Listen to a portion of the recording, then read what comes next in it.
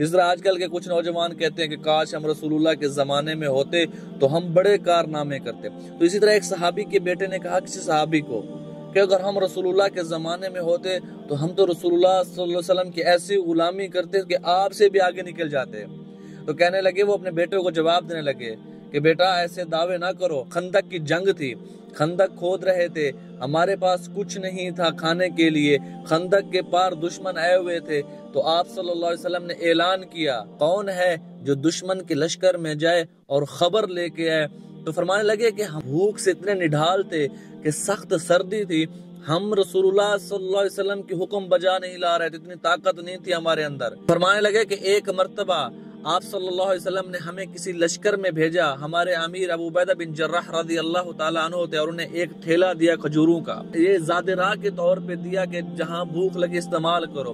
تو ہمارے امیر نے وہ کھجوریں ہمیں تقسیم کر دی، پہلے ہم ان کھجوروں کو چوستے رہے، کھاتے نہیں تھے، چوس چوس کے ان کا سارا گودا ہم نے چوس لیا، اوپر سے پانی پی لیتے، جب ان کے اوپر تھوڑی سی کھجور بچ گئی تو ہم اس کو صاف کر کے وہ تھوڑا بھی کھا جاتے تھے، جب وہ بھی ختم ہو گیا تو پھر ہم نے جو گھٹلیاں ہوتی ہیں ہم نے ان کو چبایا اور اپنے داڑھ مبارک دکھائے کہ دیکھو ہماری داڑھیں ختم ہو گئی ہیں جب وہ ہم نے گھٹلیاں کھائی۔ اس سے اگلی بات سنو، اس سے اگلی بات فرمانے لگے کہ ہمیں ان گھٹلیوں کا احساس تب ہوا جب ہمارے پاس کھانے کو اور کچھ بھی نہیں تھا۔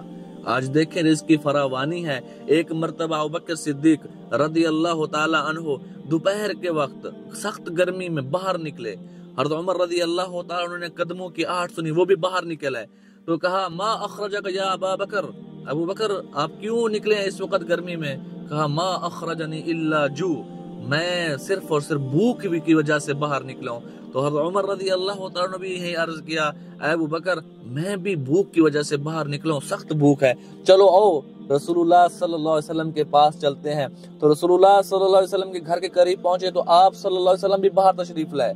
کہا کس وجہ سے تم دونوں اس وقت باہر نکلے ہو؟ تو عرض کرنے لگے یا رسول اللہ سخت بھوک لگی ہے۔ اللہ کے نبی نے فرمایا اے ابو بکر اے عمر مجھے بھی بھوک لگی ہے، اور چلتے ہیں ابو ایوب انصاری رضی اللہ تعالیٰ عنہ کے گھر۔ ابو ایوب انصاری رضی اللہ تعالیٰ عنہ ان کو مرحبا کہا اور اندر گئے، کھجور کا خوشہ لے آئے جس کے اوپر خشک تر اور ڈوکے وغیرہ کھجور لگے ہوئے تھے۔ آپ صلی اللہ علیہ وسلم وہ تناول فرمانے لگے، وہ چھوٹی بکری کو ذبح کیا اور اس کو بنایا۔ تو جب کھانا سامنے پیش کیا کہ ابو ایوب انصاری یہ گوشت کا ٹکڑا فاطمہ کو بھی دے کر آؤ، اس نے بھی کافی دنوں سے کچھ نہیں کھایا۔ تو یہ مشقتیں ہیں، اور ان مشقتوں کے ساتھ رہ کر انہوں نے اسلام کی دعوت کو ہم تک پہنچایا۔ میرے عزیز ہمارے اصل رسول اللہ صلی اللہ علیہ وسلم ہیرو ہیں، اور صحابہ کرام ہی ہمارے ہیرو ہیں۔ یہ لوگ الزام لگاتے ہیں ایسے بدبخت کہ وہ باغ فدق کھا گئے، ان کو خلافت کی لالچ تھی۔ کیا ایسی عظیم ہستیوں کے ایمان کی قیمت، قربانیوں کی قیمت، مشقتوں کی قیمت ایک باغ ہے، ایک سلطنت کا ٹکڑا ہے؟ عبداللہ بن حذیفہ سہمی رضی اللہ تعالیٰ عنہ کو عمر نے ایک لشکر میں بھیجا تو رومیوں نے گرفتار کر لیا۔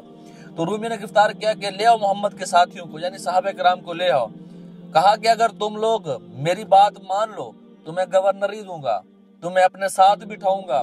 تو عبداللہ بن حذیفہ رضی اللہ عنہ فرمانے لگے کہ یہ تو کیا روم تو کیا، مجھے پورا عرب اور عجم آپ دے دو، میں ایک لمحے کے لیے، آنکھ جھپکنے کے لیے بھی محمد مصطفیٰ کی نافرمانی نہیں کروں گا، ان کے دین کو نہیں چھوڑوں گا۔ عبداللہ بن حذیفہ رضی اللہ عنہ جو بعد کے صحابی ہیں، اور تم ابو بکر صدیق رضی اللہ تعالیٰ عنہ، عمر فاروق رضی اللہ تعالیٰ عنہ، عثمان بن عفان رضی اللہ تعالیٰ عنہ کے ایمان کی قیمت ایک باغ لگائیں گے، ایک سلطنت کا ٹکڑا لگائیں گے۔ تو اس نے کہا جو رومی بادشاہ نے کہ عبداللہ بن حذیفہ کو باندھو اور ان کو تیر کا نشانہ بناؤ، یعنی تیر ایسے مارو کہ ان کو لگے نہ بلکہ ان کے ہاتھ کے قریب لگے، ان کے پیروں کے قریب لگے تاکہ ڈر جائیں۔ تو اس نے یہ ہر بار آزمایا، پھر دوبارہ کہا لے آؤ، ہاں تم اسلام چھوڑتے ہو یا نہیں چھوڑتے؟ اور عبداللہ بن حذیفہ نے کہا کبھی نہیں چھوڑیں گے۔ کہا کہ ایک گرم تیل کا کڑھا بناؤ، تیل اس میں ڈالو، گرم کرو، عبداللہ بن حذیفہ کے ساتھی ہیں اس کڑھا میں ڈال دو۔ تو تیل ابالا گیا، جب تیل کھولنے لگ گیا تو عبداللہ بن حذیفہ رضی اللہ تعالیٰ عنہ کے ساتھیوں کو اس کڑھا کے اندر ڈالا گیا، اور سامنے دیکھا کہ چند ہی لمحے میں وہ ساری ہڈیاں چورا چورا ہو گئی، گوشت ختم ہو گیا، انسان کو اس تیل نے ابال کے رکھ دیا۔ تو جب عبداللہ بن حذیفہ کی باری آئی، ان کو پکڑا کہ اسے بھی تیل میں ڈالو، تو وہ رونے لگ گئے آنکھوں سے آنسو جاری ہو گئے۔ تو رومی بادشاہ نے دیکھا، دیکھو کام بن گیا، اب یہ اسلام چھوڑ دے گا۔ ہاں بھئی کیوں رو رہے ہو، اسلام چھوڑتے ہو؟ کہا نہیں، اسلام نہیں چھوڑتا، میں اس لیے رو رہا ہوں کہ میرے جسم میں ایک جان ہے، کاش میرے جسم کے بھی جتنے بال ہیں اتنی میری جانیں ہوتی اور وہ ساری جانیں میں اللہ کی راہ پہ قربان کر دیتا، اللہ کے نام پہ میں وار دیتا۔